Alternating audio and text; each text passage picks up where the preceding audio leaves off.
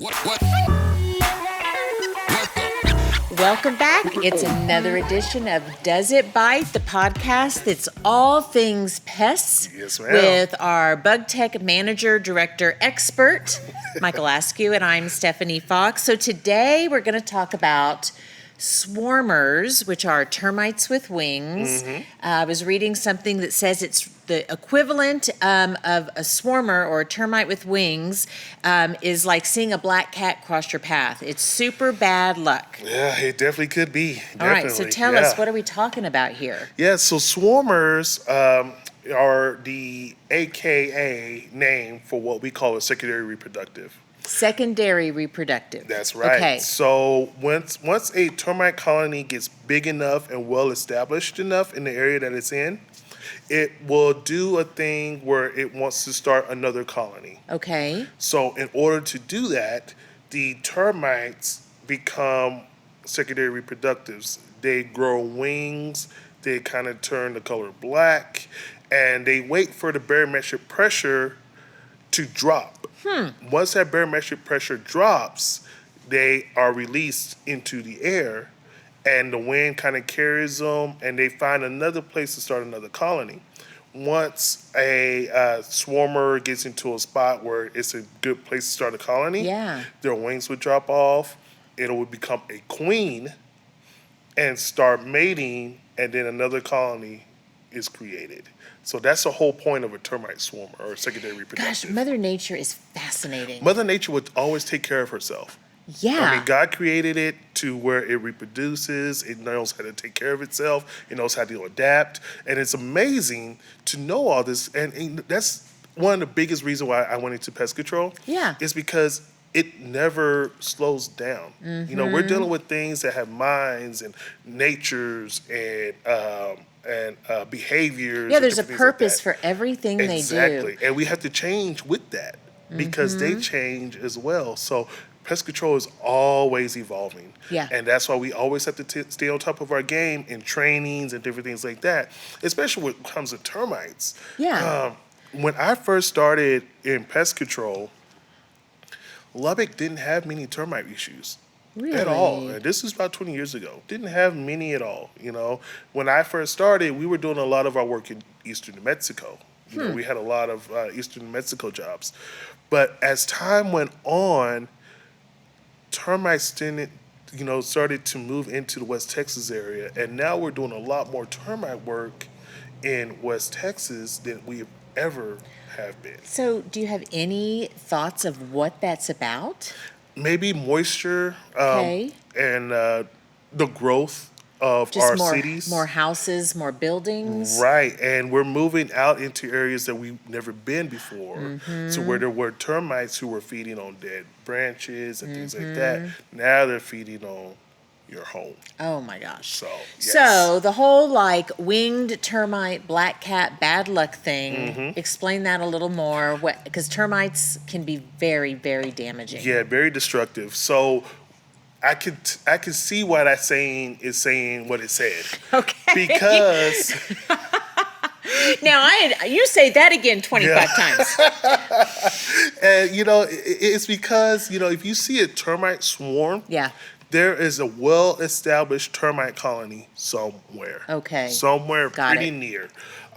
Especially if you see them coming out of your wall, if you see them coming in through glass doors, windows, into your patio area, there's a well-established termite colony somewhere. Wow. And it's usually close to your home, your neighbor's home, Okay. somewhere close. And that's bad luck. Okay. Because you don't want to have termites in your home. They are very, very destructive. I saw a video that was done by a well-established termite company. Uh-huh. And they put a mock house together. Oh, okay. The house is probably maybe about 5 feet long, probably about 2 feet high. Okay. And they dropped about 100,000 termites into this little controlled area. Within 2 months, the house looked great. It looked exactly the same way. But as they started to peel back layers, the destructive power of those 100,000 termites cause that little home to be inhabitable. So if that was a Wow. real home, you couldn't live in it Wow. because the walls became paper. Wow. And Yes. you've seen some pretty steep Oh infestations yeah. in and around here. Can you Oh tell yeah. us about something recent? Oh yeah. So Brent and I, my service manager, Yeah. he's also our technician for Yeah. termite. He holds a CA termite for us. We went and did a termite treatment for a home out in Meadow, Okay. just south of Yeah. here. And it was an older house. Uh-huh. We went out there and did a treatment. So we walked into the house and we could see obvious termite damage. It was obvious, Like, what does that look like? How do It, you know? you can see the studs in the wall, and you can see the galleys that these termites have made. Wow. You can see the mud tubes that they made. You can see just the damage on the window sills and things like that. It's pretty bad, especially if you can Wow. see it as you walk in. Because usually termites are inside the wall. They're behind the sheetrock, eating the cellulose material there. You usually can't see them on the outside until they make a hole and start kicking out their debris and their feces. But this one was pretty bad. So I went to go treat the garage area. So we're drilling through the concrete, and I put my hand on the wall without any weight, and my hand was straight through it. And that's how Well, bad. that's a paper thin wall. Yes, because the termites had ate up the whole cellulose material, and the only thing that was still there was just the paint. outside. Yeah. Oh my gosh. Yeah. So how long do you think that home had been infested Oh, for it to be man. that bad? Like years? Yeah, I'm thinking about decades. Really? Decades, yes, decades. Wow. And I wish I could test to see, if it's the same termite colony that did the whole entire house. Oh, yeah. But there's probably multiple colonies that were eating that house. So it was pretty bad. It was pretty So bad. that poor woman, they literally ate her out of house and home. They did. They did. They sure So did. how do you, once you get rid of them, then you've got all that reconstruction. Yes, yes. So you want to catch it early. You do. You want to catch it early. And it's hard, too. Yeah, I was going to say, how do you Yeah. know if you have a termite problem before it's too late like that? Right. Yeah. It's tough because you can't see through walls. Right. We're not Captain Superman. We can't see through We walls. like to think we are. Yeah. That was a shout out to the King of Queens, one of my favorite shows, Captain Superman. So we can't see through the wall. Right. And so we're gonna really do a detailed look to see if there's some kind of presence there. So we're going to be looking for indentations in the wall, Okay. a discoloration of the paint. We're going to look for wings for the swarmers. We're going to look for any unnecessary weird holes in the wall. Okay. We're going to look for moisture that can draw termites to it. Like if you've got a leak A in the leak, wall or in your yes, ceiling? Yes. Okay. In the, water points around the house. Okay. We're going to look for what we call conducive conditions, Okay. conducive to termite it. activity. So that's what we're looking for. Once we find those, then we can kind of pinpoint in and see if we have termite activity in that area. So termites are hard to find until they really start presenting themselves through swarmers, through where they kick out their frass and their debris and their feces outside the hole. So yeah. So the swarmers, which you can see, they're often mistaken for flying ants. That's right. That's So exactly right. talk a little bit about that so that, we don't panic. Mm-hmm. Is there a way for us as just mere mortals to be able to, did you like that? Yeah. To be able to determine if we do have a termite issue or if Yeah. it's just flying ants? Yeah, so flying ants and flying termites are, like you said, they can be interchangeable to the untrained eye. Right, right. So a flying ant is going to be a segmented insect. Okay. So that means you can tell the different body parts of Okay. the bug. Gotcha. When a termite is not going to have a segmented body. I didn't know It's that. going to be just like it's going to look like one body, Okay. one part of a body. Okay. With ants, it looks like three. Okay. Okay, and then their wings make it different. So termites, their wings will collapse on each other perfectly flat. Okay. Just like this. They'll kind of flutter and then lay perfectly flat. Okay. With ants, they're going to lay on top of each other but be offset. Okay. So they'll be offset where termites lay perfectly flat.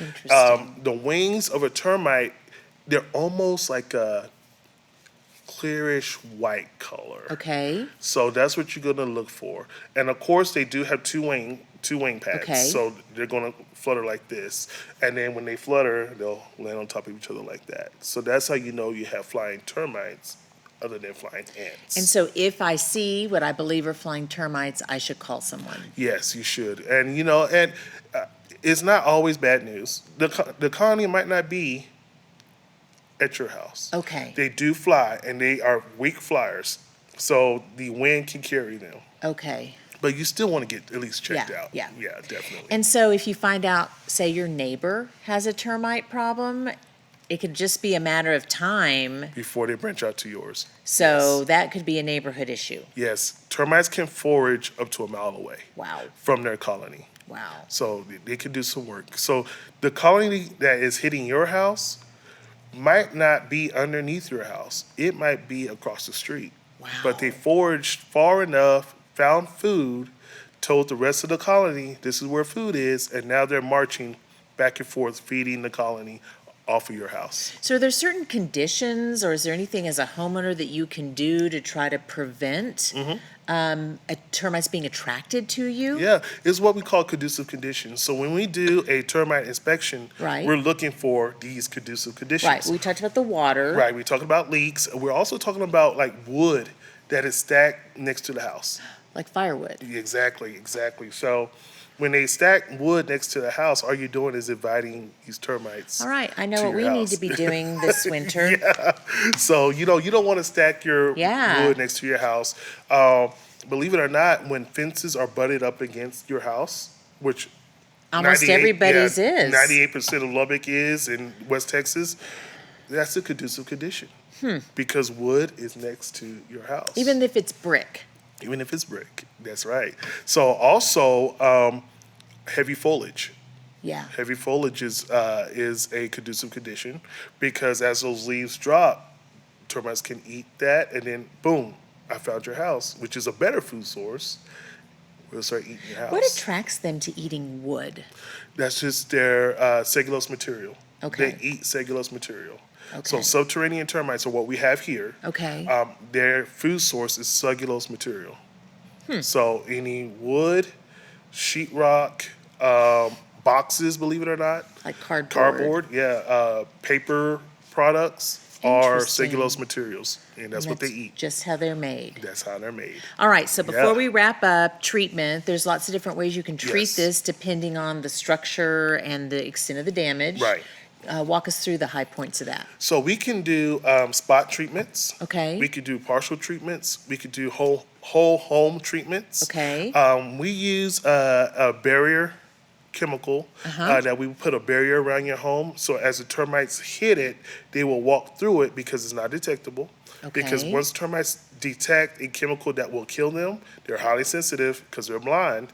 They will deter from that and go somewhere else. We use a chemical that they would just walk through, not even know that it's there. They pick it up on their body. They share it through their food. They share it through their body touching each other, and they would transfer it all the way back down to the colony to kill all the workers. Wow. The what I call warrior termites. Those are the ones that fight for the colony, and the queen, and kill out the whole colony. Wow. So yeah, we could do quite a bit of different things. And you may not be able to answer this, like how long does something like that take? It depends. Okay. It depends. So we're going to be looking at how far the colony is away from the site. Okay. We're also going to see the number of the colony. So if it's in the millions, it's going to take a little while to kill all those millions of termites off. Do you have to apply more than once? Do No. the application? No. One's enough, just give it time. Just give it time, yes. Okay. The chemicals that we use are usually guaranteed in the ground for about 10 years. Wow. So once we put the chemical into the ground, is guaranteed for 10 years to be Awesome. active. Awesome. So, what else do we need to know about termites that you haven't already shared? I think that's about it. I think we. It's a lot of covered it. information. Yeah. It's a lot of information. And so I don't want to bore the folks. They're like, you man, could never be boring, man, Michael. that guy was really Termites are depressing. just fascinating. Yeah, The fact that they is. can fly. Yeah, it sure is, and that they morph into it. Yeah. Isn't it It crazy? really is amazing Yeah. when you start to understand the behavior and how they're Yeah. created and what they do. Yeah, and it really blew my mind that these guys morph into. They're just worker termites, and then all of a sudden they get a signal that says, "Hey, we need to become secondary reproductives," and they just kind of morph into it, and they get wings, and the barometric pressure drops, and they fly off. Thank you for being so passionate about what you do. Somebody has to do it. And that's it for Does It Bite? We'll see you next time. What?